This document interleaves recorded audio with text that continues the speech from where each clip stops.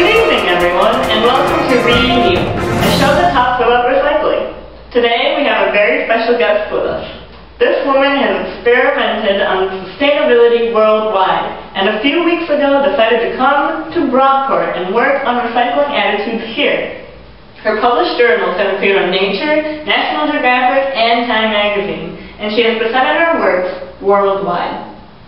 We are thrilled to welcome Dr. Faye to Renew, and to hear about her experiment here at Brockport. She has been conducting a few experiments in our very own Jitterbugs Cafe. Please put your hands together for Dr. Faye. Hi, Tyra. I'm thrilled to be here. This is such a great opportunity. Oh, of course. We're so happy to have you. So tell us, what have you been working on here at Brockport? Well, I've noticed that people have different reactions to recycling, and so I decided to explore into that more.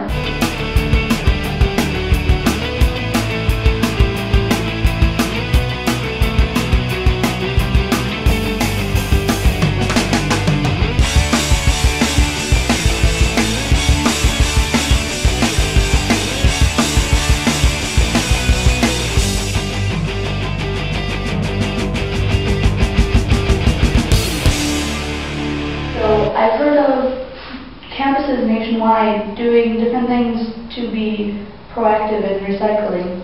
And one campus changed the locations of recycling bins and made them closer to the trash bins, and it increased recycling. Another campus decided to just increase the awareness to the students about recycling, and it also increased. So I decided to change things up a little bit and change the style of the recycling bins. Oh, well, style, what do you mean? Style as in like changing how they look, making them more eye-catching and aesthetically pleasing. Alright, so how did that go? What did you find? Well, I first started by taking a baseline data for the first 2 weeks to see how much was normally recycled. Then for 2 weeks I decorated the recycling bins with posters and little pieces of paper that made them increase awareness, say recycle. And so then after that we went back to the original recycling bins to see if anything had changed. Wow, so it was a total of 4 weeks then? Yes. Okay. But the data got a little confusing.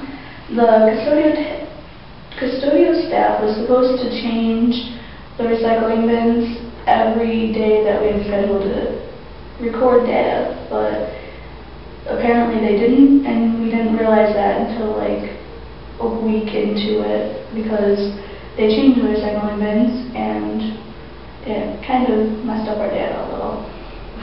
Well, that's such a dilemma.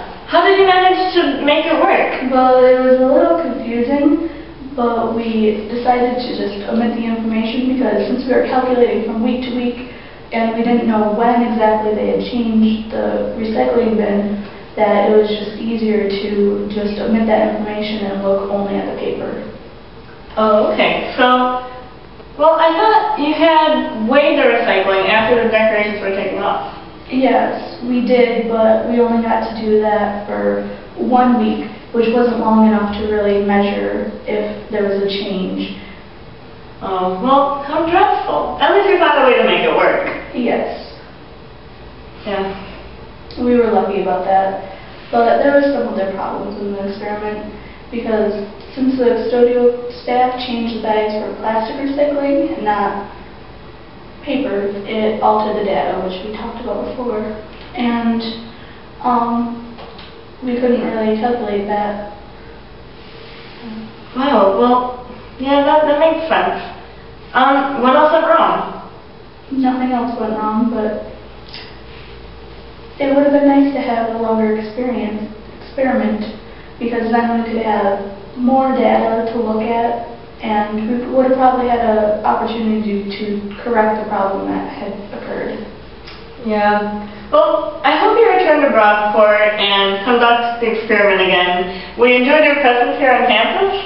Sorry the experiment did not go as planned, but we appreciate your efforts. Of course, anytime. Thank you for having me. Oh, well, thank you for taking the time to come here and talk with us on Renew. And for all of you, watching, and don't forget